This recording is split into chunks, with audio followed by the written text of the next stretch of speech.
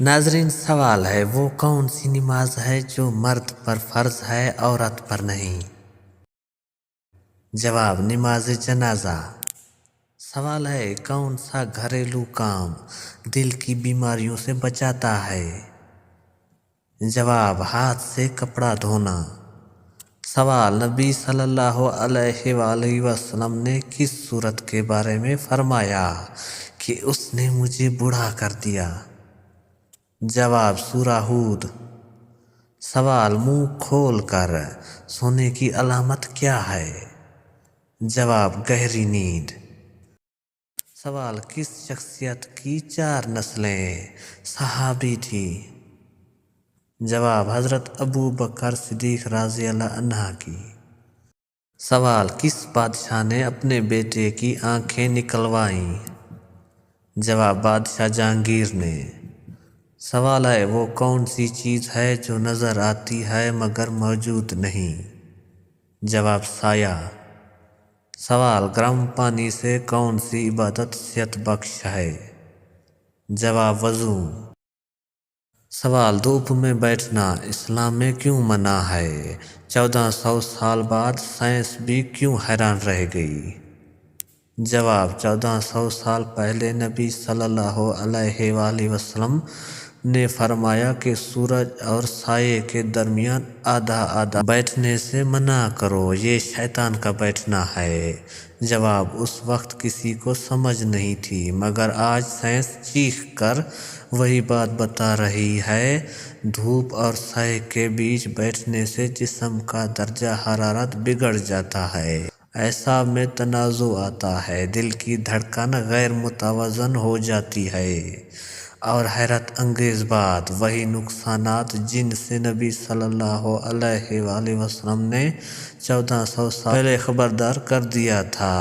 نتیجہ: جہاں سائنس آج تحقیقات سے پہنچ رہی ہے، اسلام نے وہاں صدیاں پہلے انسان کو محفوظ راستہ دکھا دیا تھا۔ سوال: اسلام میں غسل کا حکم کس حالت میں دیا گیا ہے؟ جواب: ناپاکی کی حالت میں۔ سوال: قبر کو روشن کرنے والی سورت کون سی ہے؟ جواب: سورہ الملک۔ سوال: سب سے زیادہ قبول ہونے والی دعا کون سی ہے؟ جواب: والدین کی دعا۔ سوال ہے کس نبی کو کنویں میں ڈالا گیا؟ جواب: حضرت یوسف علیہ السلام کو۔ سوال: کس نبی کی قوم پر پتھروں کا عذاب آیا؟ جواب: حضرت لوط علیہ السلام کی قوم پر۔ سوال: کس گناہ کرنے والے کی قربانی قبول نہیں ہوتی؟ جواب: سود اور شراب پینے والے کی۔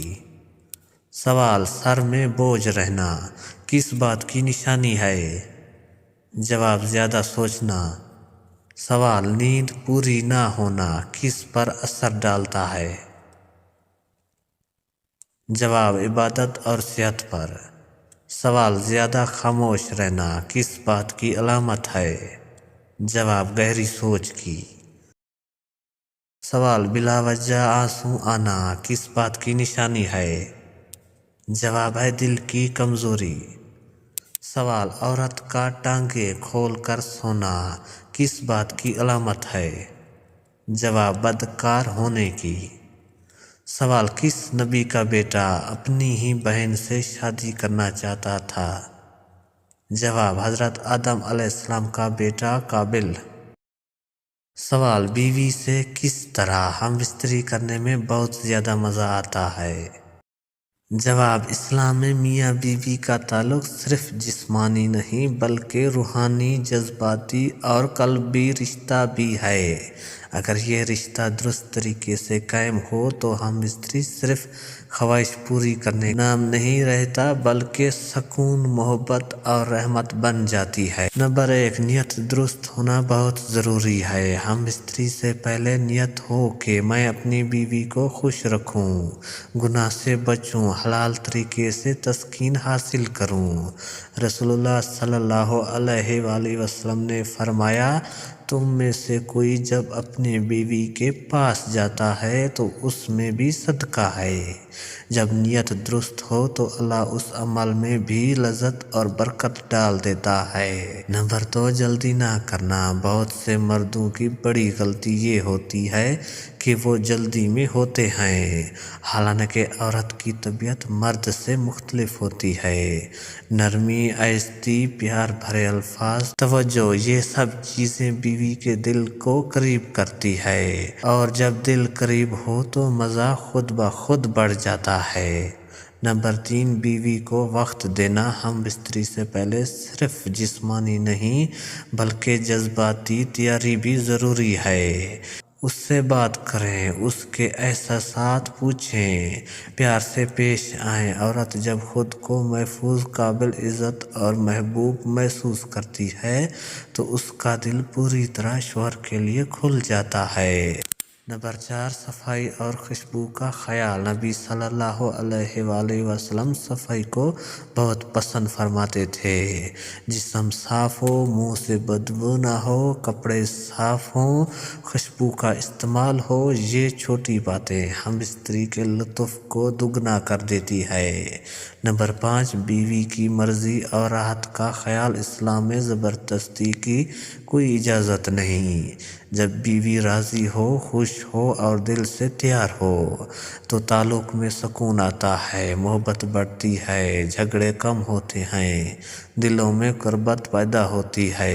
اصل مزہ صرف جسم میں نہیں بلکہ دل کے ملنے میں ہوتا ہے۔ نمبر 6، پیار بھرے الفاظ اور رویہ۔ ہم بستری صرف خاموشی سے کرنا بھی بعض اوقات سرد مہری پیدا کرتا ہے۔ اچھے الفاظ، تعریف، محبت بھرے جملے، یہ سب عورت کے دل کو بہت متاثر کرتے ہیں اور وہ شوہر کے اور زیادہ قریب ہو جاتی ہے۔ نمبر 7، دعا پڑھنا۔ ہم بستری سے پہلے یہ دعا پڑھنا سنت ہے۔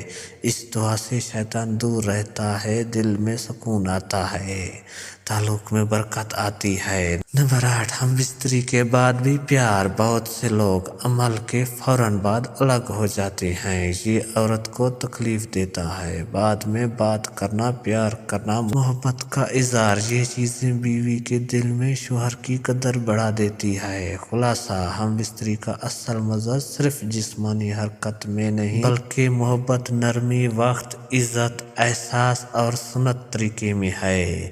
جب شوہر اپنی بیوی کو صرف خواہش نہیں بلکہ امانت سمجھے تو اللہ اس رشتے میں ایسی لذت ڈال دیتا ہے جو بیان سے باہر ہے۔